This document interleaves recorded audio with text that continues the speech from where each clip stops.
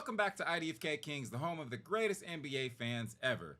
Now today I actually want to question you Sacramento Kings fans. I want to see, where do you stand when it comes to former Sacramento Kings players or former Sacramento Kings executives? So I'm going to throw a couple people at you and I just want to know, okay, do we love them or do we hate them? Are we fans or are we haters? Like, where are we at with them? Now, first and foremost, I want you to know that how I feel about certain Kings players is not how you feel. So I feel like I'm not as evil as some of y'all. Some of y'all are very petty. Like, most sports fans can be extremely petty. I'm not as petty. But there are definitely some players like, yeah, you coming to Sacramento, you getting booed.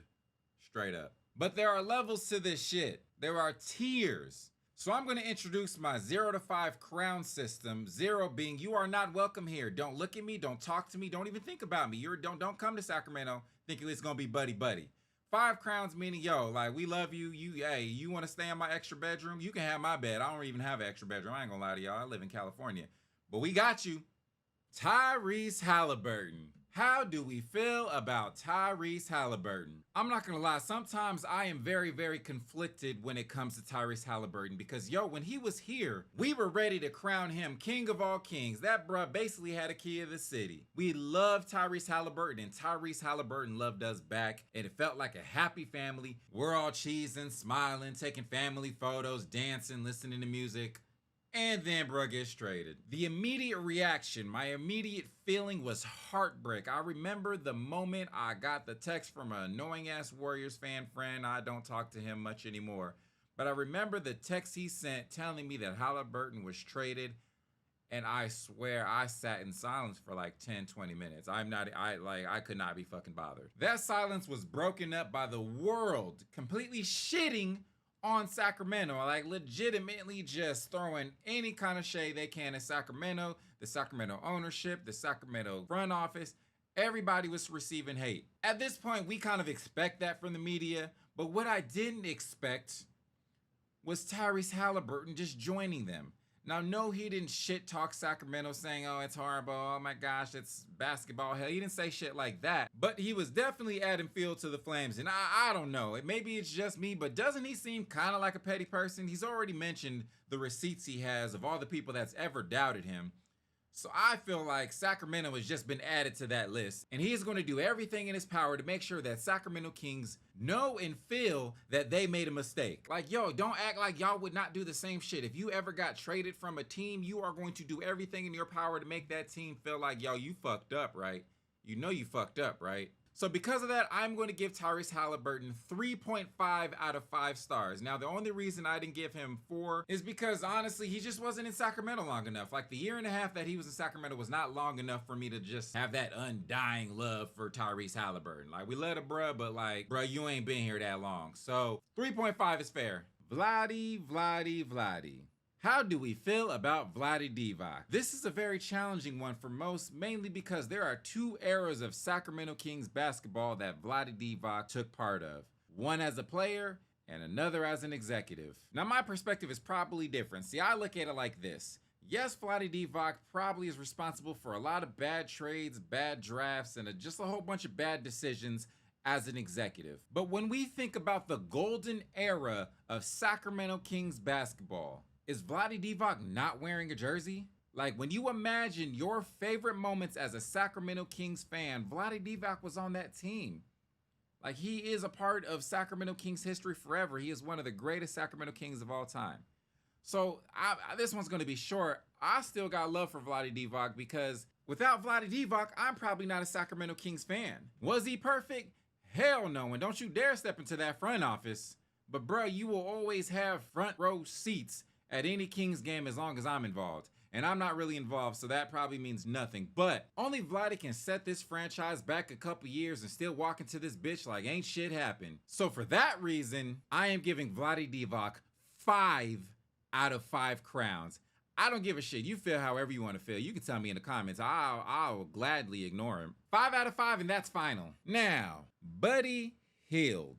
I feel like there are elements of the Buddy Hield story that I either forgot or just don't know about because I don't 100% understand all the hate we have for Buddy Hield. Now, some of that hate, some of that dislike for Buddy Hield, it's definitely valid. Like, he definitely deserves some shit for what happened, not only during his time as a Sacramento King, but after he was traded from the Sacramento Kings. Now, it feels like Buddy Hield's time as a Sacramento King, his only concern was two things: getting buckets and getting bread. And he got a whole lot of both of those. Buddy Hield has broken some records for the Sacramento Kings, and in return, the Sacramento Kings have taken care of him, his kids, and his kids. They are set. We have paid him handsomely for his services. And I'm just gonna go ahead and say it, I'm not even mad about the money we gave him.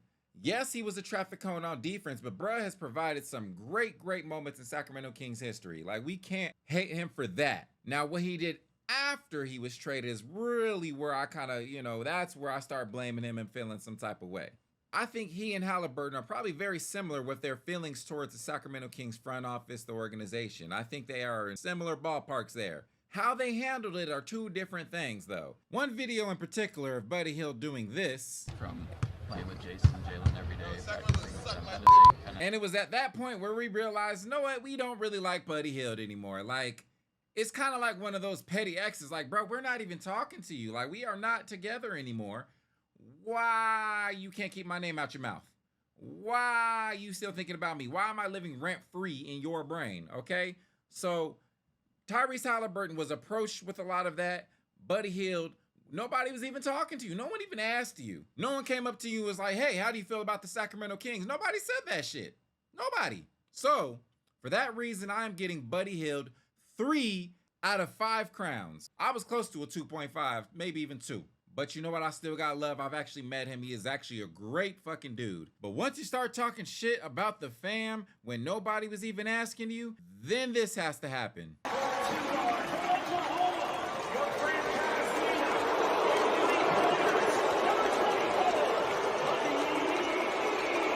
All right, y'all, let's talk about the Maloofs. Now, I don't know. I'm trying to be as glass half full as I possibly can. But I don't think I can go above 1 crown for these guys. Like, I know I should probably talk about them first, but no, I don't think I can go higher than 1 crown. And the only reason I think I can give them a crown is because, similar to Vladdy, my favorite times as a Sacramento Kings fan was when Vladdy was playing and also when they were owners. Like, that's it. That's the only reason. In a perfect world, the Maloofs would be a lot better with their finances and businesses. They would have probably won a championship and still be our owners. But no, they try to get rid of us, try to ship us off to Seattle. Not to mention the last few years of them as owners was shit. And I'm starting at the top. It is their fault. I'm believing that the reason we suck so bad was because our owners were that bad. We were not putting any money into the product. We were not putting any money into our staff. We were broke. Team looked broke. We over here just being straight broke boys. It showed and we sucked. So no, I'm giving them not 1 star, I'm giving them 0.5. I'm giving them half a crown. I'll take it back. I didn't want to give them 0 because you know what, we had good times. But you know what, we're much better not together anymore. Fucking no, they got 0. I'm sorry, they got 0 crowns. I'm sorry, I'm 0.